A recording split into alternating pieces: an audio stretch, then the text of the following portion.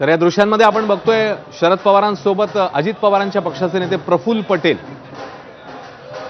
त्यामुळे आता अजित पवार नेमके केव्हा या सोहळ्याला हजेरी लावतात याकडेही आता सगळ्यांचं लक्ष आहे.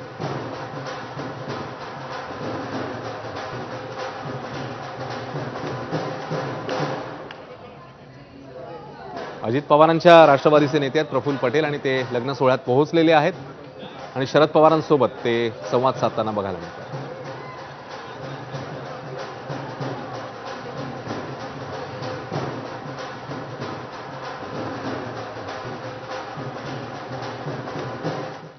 आता बातमी आहे क्रिकेटच्या मैदानामधनं, कारण किंग विराट कोहलीने पुन्हा एकदा आज त्याच्या बॅटचं पाणी दाखवून दिलेलं आहे. रांचीच्या मैदानामध्ये भारत दक्षिण आफ्रिका हा सामना रंगतोय आणि जिकडे विराट कोहलीने आणखी एक शतक ठोकलेलं आहे आणि त्यामुळे क्रिकेट चाहते हे खुश झालेले आहेत. एकूण 52वं त्याचं हे वनडे शतक आहे आणि ज्याच्यामुळे विराट कोहलीने केलेल्या शतकाच्या बळावर भारताने 349चा पल्ला गाठलेला होता.